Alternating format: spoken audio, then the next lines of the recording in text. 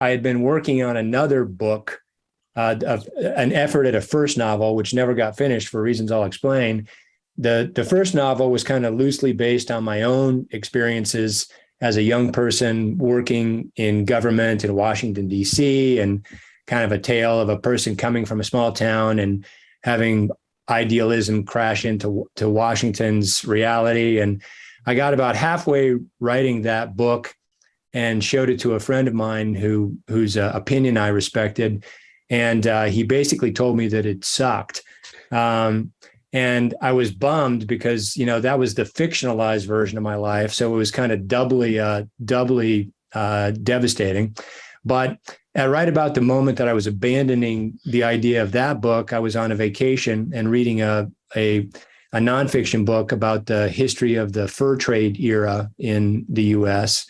and came across this couple of paragraph description of this guy named Hugh Glass, who's scouting out in front of his fellow trappers and stumbles into a sow grizzly bear and her two cubs, is attacked, mauled, horribly wounded.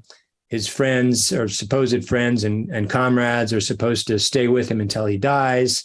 Instead, not only do they abandon him, but they rob him in the process. And he's so fueled by anger that he manages to crawl back to the last vestige of society, re-equip himself, and go out to seek revenge. And in those couple of paragraphs of reading the summary of Hugh Glass, I thought, you know what? That's a pretty damn good story. That's the one I ought to write a novel about. And so that kind of launched me into research on Hugh Glass. There wasn't very much written, especially at the time, only one biography.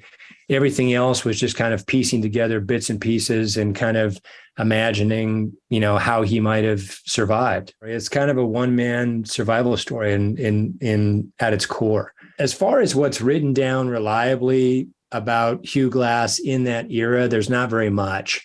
And so we kind of know with a fair amount of reliability that he came across the sow grizzly. There were two cubs.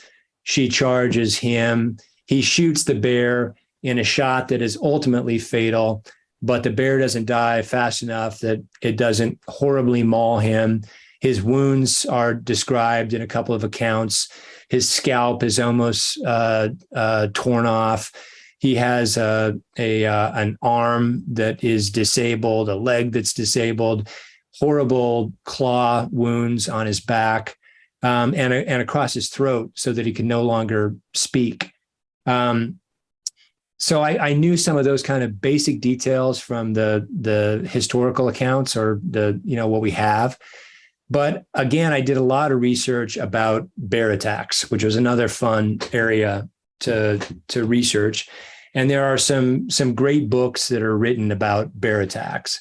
And so I read all of those and tried to come up with what I thought were common denominators in terms of different attacks and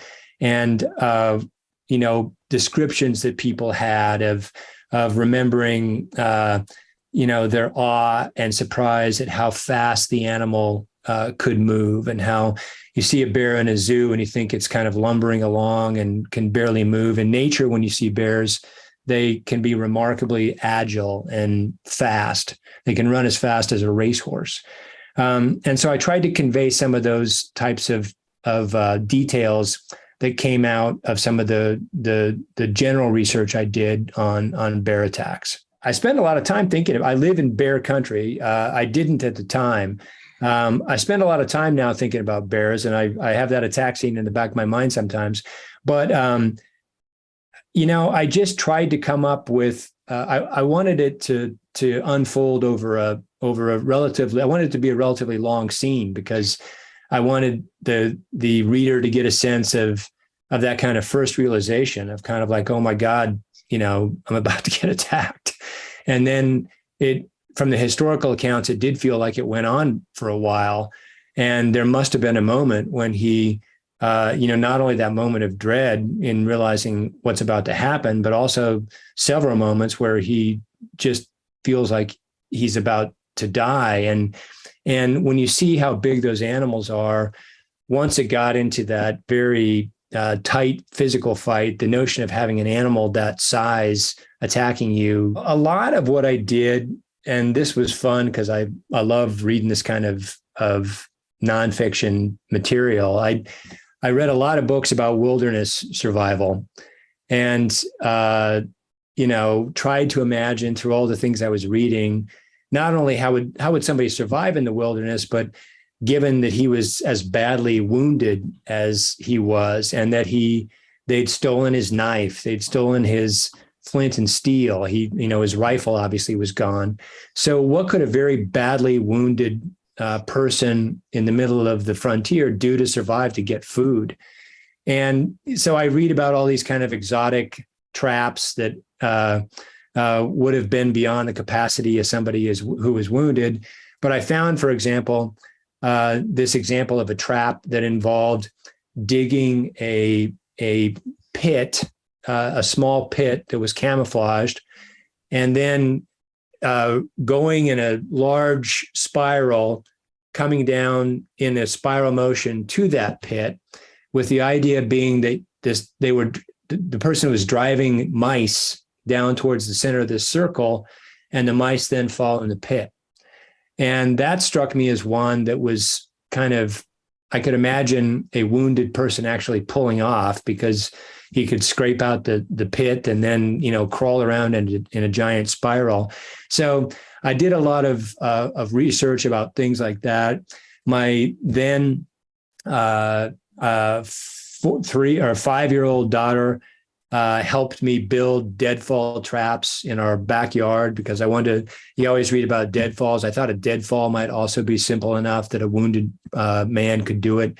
So my kids have some funny experiences from their childhood days of building mountain man traps in our backyard. The story was perfect to me for historical fiction, because from the historical accounts, there are these kind of mileposts, but there's not very many of them. So, he gets attacked by a bear. That's a milepost. He gets abandoned. That's a milepost. He comes across, and this is described in historical accounts, a buffalo carcass, and that becomes a source of food. He is ultimately taken in by the Lakota. That's a milepost. So, there were these mileposts, but we really don't have any idea of the details that were happening in between, or especially we don't really know what's he thinking as all these things are happening. And to me, that's the most fun part of fiction, is being able to imagine what it felt like, what his sentiment was in terms of his anger and his motivation and his fear. And this story just felt, from the mileposts, like it would be so rich and fun to play with.